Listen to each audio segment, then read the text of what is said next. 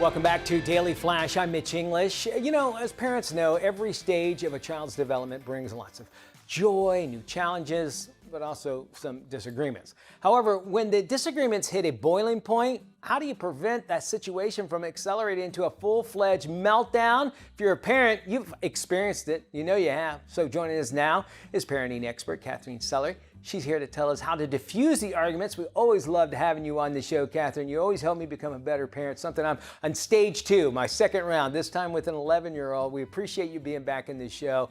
And so far, we've not had, any situations.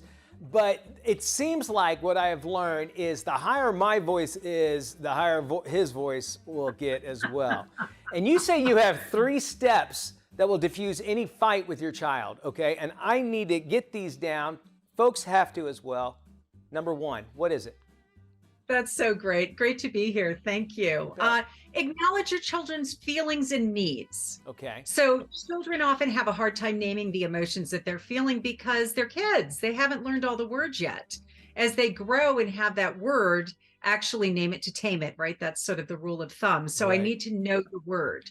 So you can ask them those leading and compassionate questions. If your kids are fighting over a toy, you could say, "Are you feeling angry that your sister took your toy without your permission?" Their answer is going to help you understand their responses and give you clues about how to remedy the situation. All right. And, well, the go-to is, well, it's just not fair. They're not being fair. I get that. The reason I bring that up is I get that first. But, usually they're the ones that get more anxious about wanting to give those answers. Is the way, like what you're saying, is like, how are you feeling about this first? It kind of sets the stage, it sounds like, right? Of like what we're about to experience together.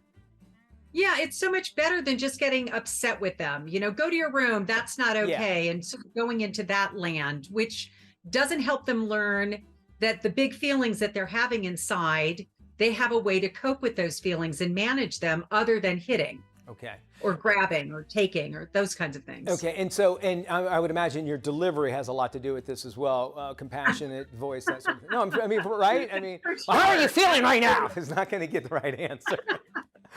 Okay.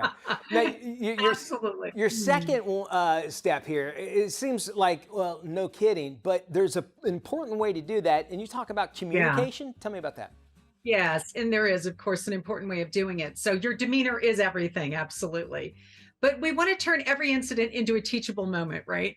And explain why certain behaviors are not acceptable, but without using, the old "because I said so." Yeah. So knowing that the teachable moment also is not the time to teach is a really important thing. Oh, okay. Oh, right? Because we Yeah. all want to teach when the thing is happening, but that is not, they're so upset, they're not going to be able to hear you.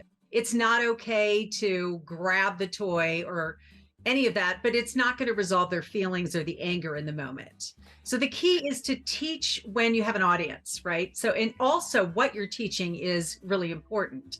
And what you really get to teach is self-regulation skills, so that when those heated situations arise, they actually have the foundation to have a better response. Okay. So I guess the real thing is about the tools for impulse control, because they already know that it was the wrong thing to do. So rarely is this the first time that they're going to find out, oh, I shouldn't have done that.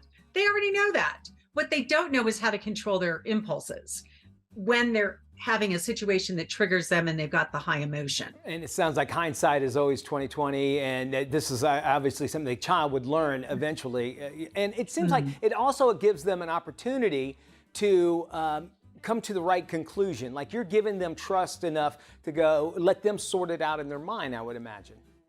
Yeah, catch them doing it right. Is always the best opportunity. Highlight, verify. When they're doing things right, highlight, verify, acknowledge. And then they begin to have a self-concept of, I can do the right thing. I do know the right responses, and I can begin to navigate my world. And that's all the self-confidence that we want our children to have. I agree with you. You have a third step. Tell us what that is. Target another option. Okay. So, ask your children to help identify solutions. Again, we're back to them thinking up the solution. Yeah. They can agree to take turns sharing, or if you catch your teenager sneaking out at night, not that I ever did that, but anyway, maybe you find a safe solution, like hang out at the house rather than punish them and send them to their room. Call the friends and, parents and get mad at everybody. Oh. So the goal is to build their ability to objectively problem solve so that they know that, you're also on their team looking for solutions to problems rather than just punishing them for not having the solutions. Yeah. And what do you say to them? Well, I think I should just be able to go in my room. My punishment should be go in my room and get on my computer and be alone, which is. Yeah. Well, you know that we don't live in the land of punishments and that punishments activate retaliation, rebellion, and resistance. Yeah. So we don't want to get into that 3R land, because then you spend all your time dealing with the secondary problems that resulted from how you handled the initial issue.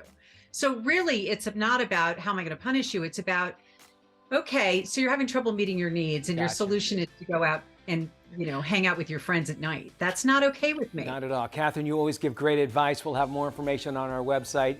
Can't wait to talk to you again. We have more Flash right after this.